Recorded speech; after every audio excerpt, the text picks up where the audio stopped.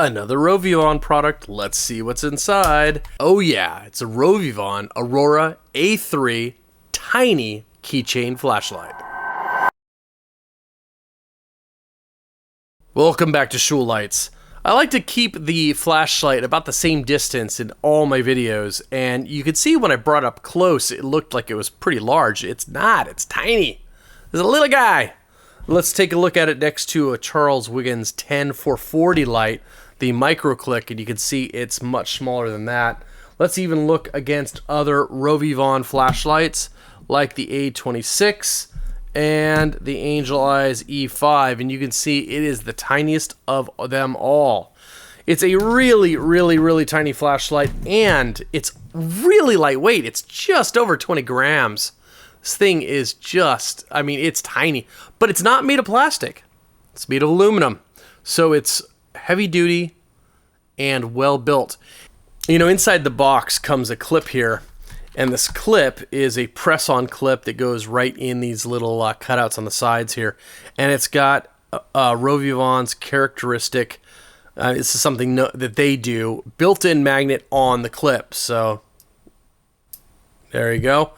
So, you know, if you're not going to put this on your keychain, and if you're going to carry it in your pocket, you know, you can go ahead and clip this on this way or this way. This one will go on two ways, and then you get the magnet as well. But, you know, I really do think that this is primarily a keychain light, and I wouldn't put that on. And in the box here, they've given you the key ring attachments and an extra flappy doodle right there. Extra flappy doodle. And what the heck is that? Okay, so I just spilled out the contents of this bag to see more clearly.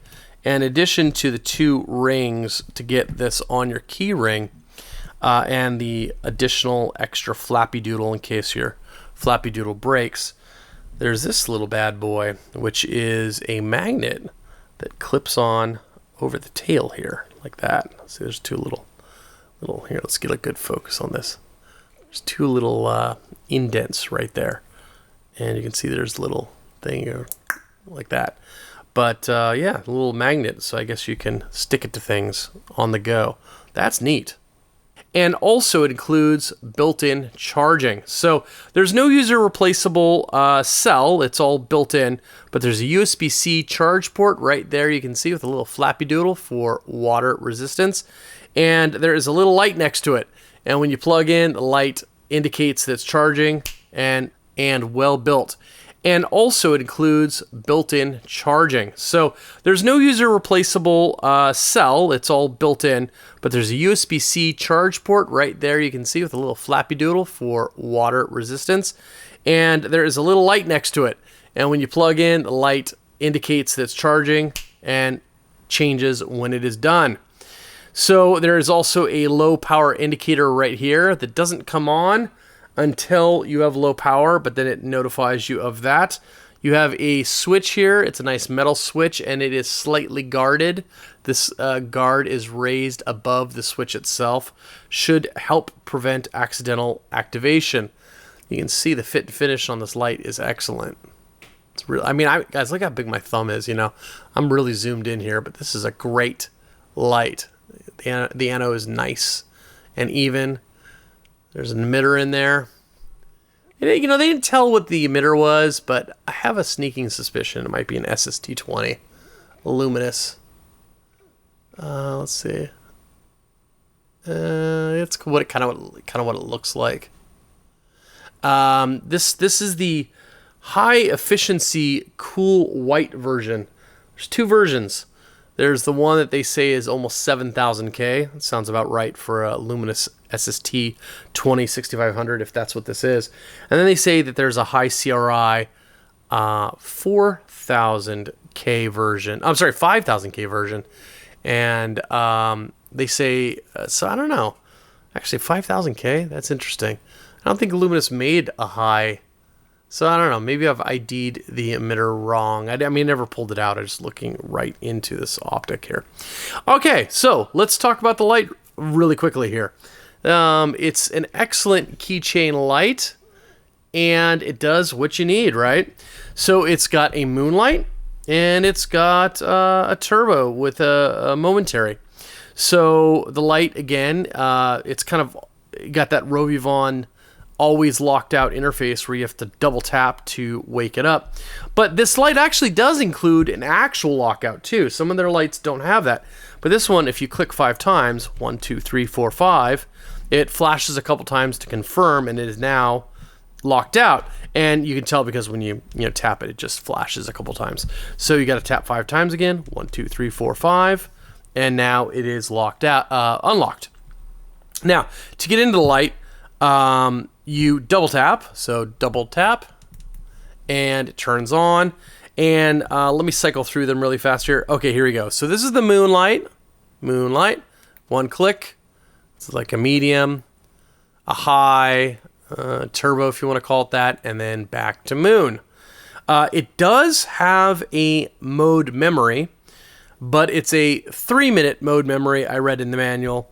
I haven't tested that, but I'm sure that it's true. I'm sure if I leave this on a mode and don't touch it for more than 3 minutes, it's going to reset back to low, I assume.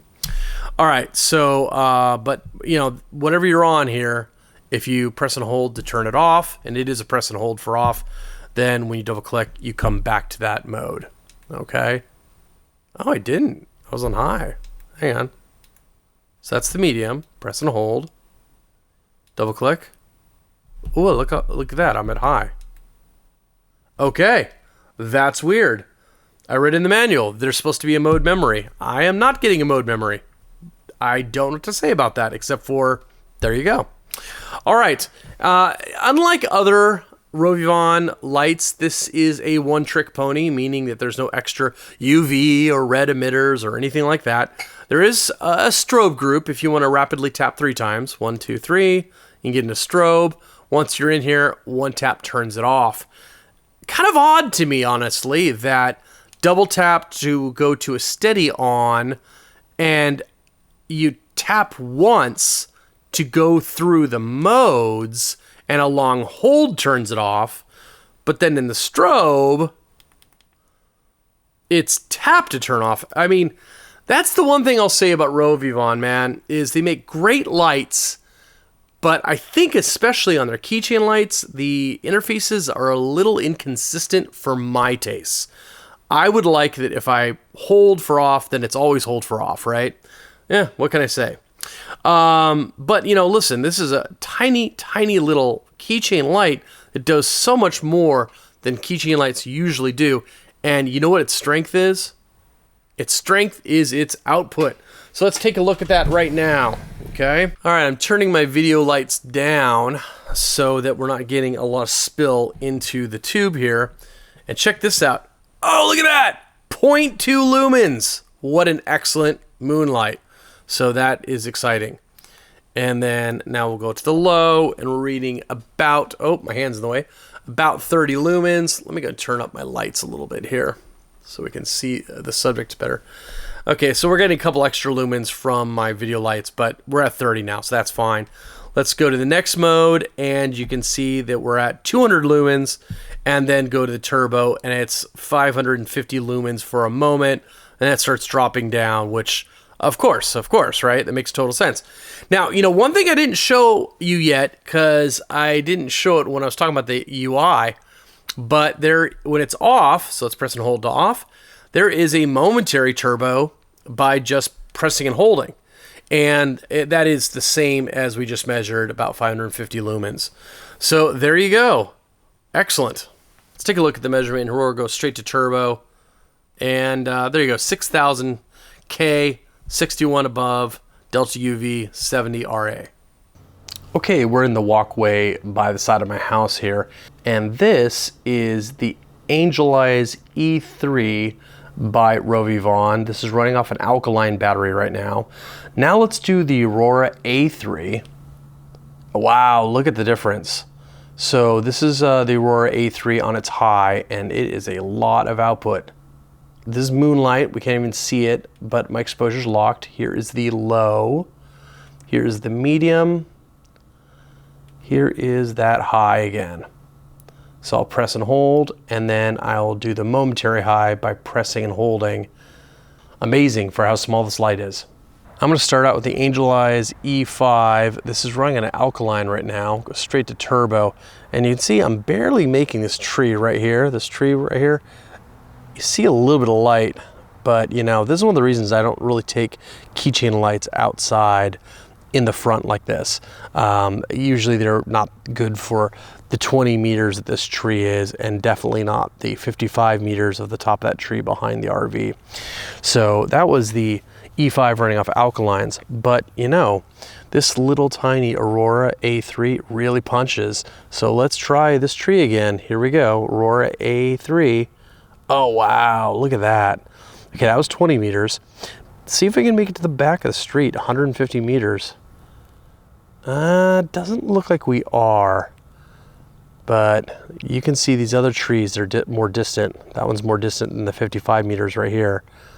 And we're definitely getting that one. What an amazing little light.